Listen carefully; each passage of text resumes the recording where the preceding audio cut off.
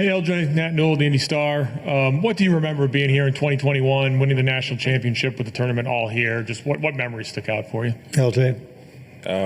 We got a lot of good memories. I think we got the same locker room as that year. So, when I walked in there today, I kind of got the chills a little bit. So, yeah, a lot of good mojo for sure.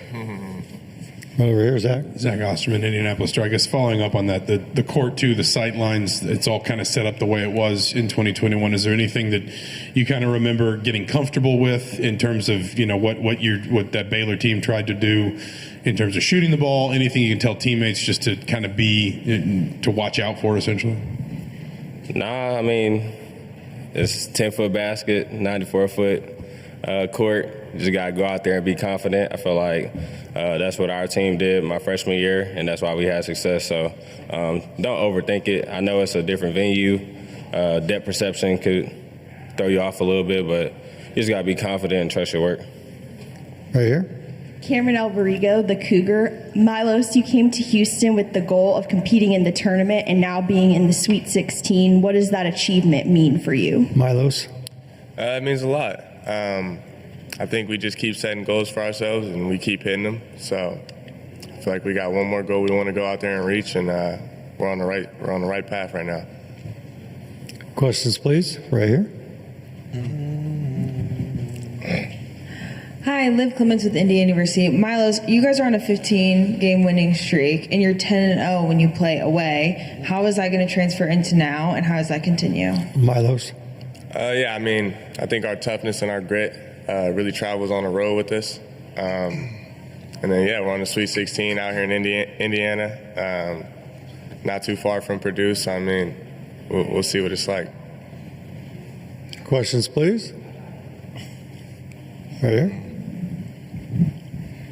Cameron Alberigo, the Cougar. Joanne, playing with the late start time, have you guys changed anything, or are you guys feeling confident with that? Joanne?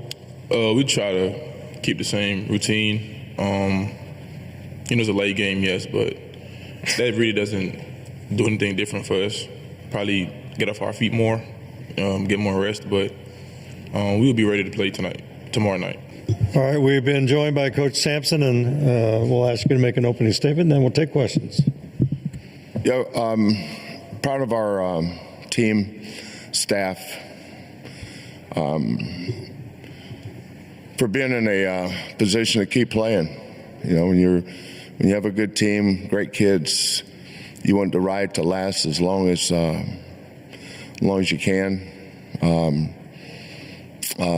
This team has really good player leadership, very competitive, hard-nosed kids that play the game the right way. We came out of a tough conference, as did all these teams that are still playing.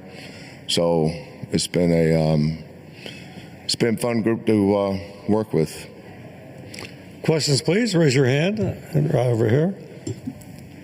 Kelvin, Andrew Sharoff with Wish TV in Indianapolis. For you just to be back in the Hoosier State here in Indiana, what's that like for you personally? And then second, doesn't mean anything to me. I'm just looking forward to playing Purdue Friday night. You've coached against Matt Painter before. Yeah. What will it be like to coach against him? I really don't look at it like that. I don't coach against Matt Painter. We coach against Matt Painter's team. And his team is good enough to beat just about anybody. Braden Smith, Kaufman Duran, Lawyer, those guys are all winners. They've been to a level that proves what a great program Purdue is. They got to the championship game last year. I remember coaching against Purdue when Coach Katie was there. Purdue's always been one of the great programs, not just good teams, but great programs in our game. So it's an honor to be able to play against a great program like Purdue. Questions, please. Bob? Bob Kravitz with Indy Monthly. I wonder if you take any issue with the fact that usually when you're a number one seed, you get a geographical advantage. yet you're the furthest school from Indiana, and you're playing a Purdue. Purdue's got basically a home game. Do you take any issue with the way that all played out at all? No. I knew I asked a yes/no question. I didn't hear you. You didn't hear me? I didn't hear what you just said. Oh. Your mic wasn't on. Oh, I'm sorry. Being the number 1 seed, do you take any issue? Oh, I heard that. Okay. I didn't hear what you said I said after I answered your question. when I ask a yes or no question, I guess I got what I asked for. Okay. Questions, please.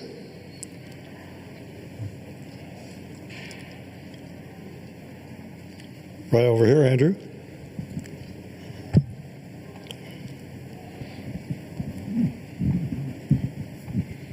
Kelvin, late tip, obviously. You guys sort of used to it with the Central Time Zone, but how do you prepare your team to do this hard-fought battle at 10:09 Eastern Time tip?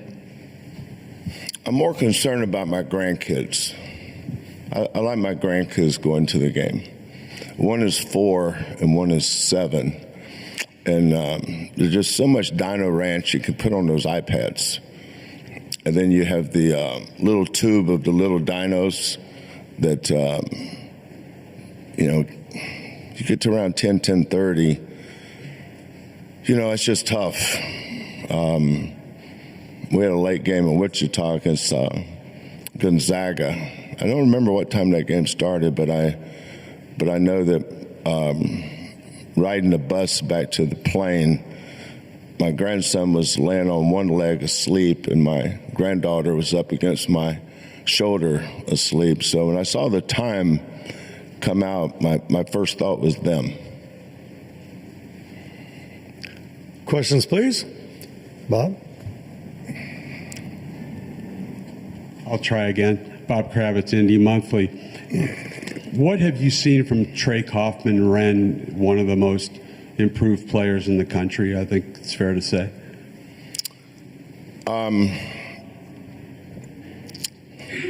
Well, the usage rate with Braden Smith and Kaufman-Renn, and I think this speaks to how good Purdue is on offense, is they get him the ball where he's able to get to his strength, which is either his left shoulder or his right hand.